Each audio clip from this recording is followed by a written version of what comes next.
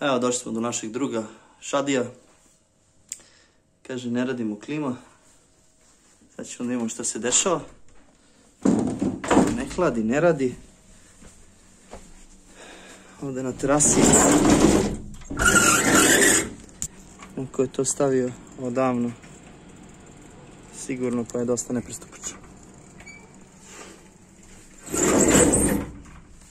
Baš je nepristupačno. A, sad ćemo da ima.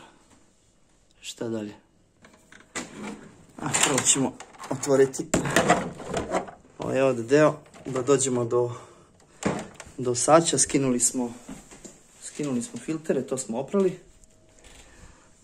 Sad ćemo da skinemo taj poklopac. Evo, skinuli smo poklopac, masku klime. Sad se tu lepo vidi sače koje je katastrofa, prljavo, i turbina koja je baš jako zaprljana, ali ona i nema neki uticaj na samo rashlađivanje. Vidi se da ova klima ima jako slabu temperaturnu kompenzaciju, jako malo. Ona ovdje ima na ovom kondenzatoru te vlage, kapilarne vlage. Znači, jako slabo kondenzuje, što ukazuje da se tu radi o nedostatku freona. A sad ćemo da uzmemo pumpicu pa ćemo da je očistimo i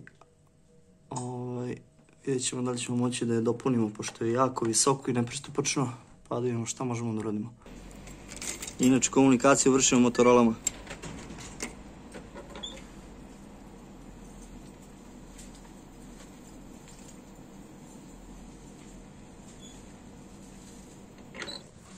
Evo, skroz smo dakle razmontirali sada turbinu koja, motor turbine se jako greo. Znači baš je vreo. Bukvalno ne može da se pipne koliko je vreo. I evo, sama turbina koju ćemo sada da operemo. Evo ovako, prvo ga istuširamo vodom, zatim ćemo da ga preprskamo specijalnim sredstvom da nagrize ove čestice prljavštine.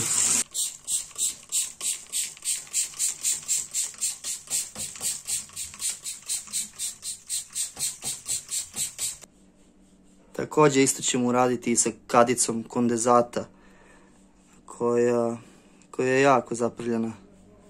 A tu se sliva sav kondens i kroz ovaj otvor odvodi se napolje iz prostorije koja se hladi.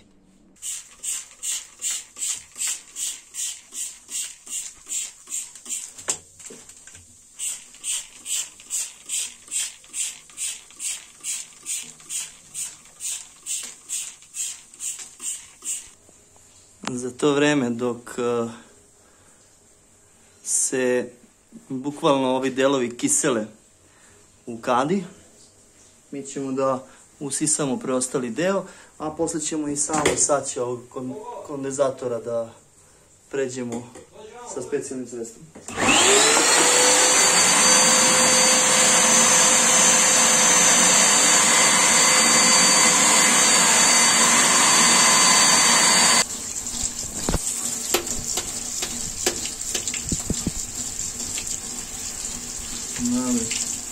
Parčići boli. Nije ovo ništa sad što se nije. Parčići boli. Nešto je bilo malo pre.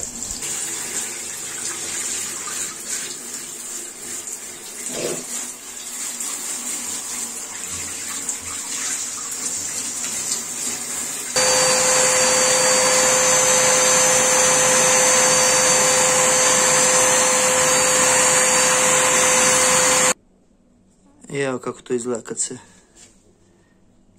kad se lepo opere.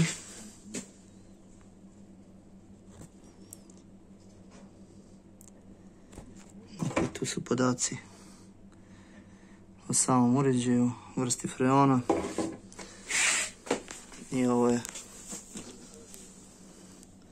turbina koja sad ima svoju dimenziju. Kao nova. Sad ćemo to pustiti nek se osuši i vraćamo gore.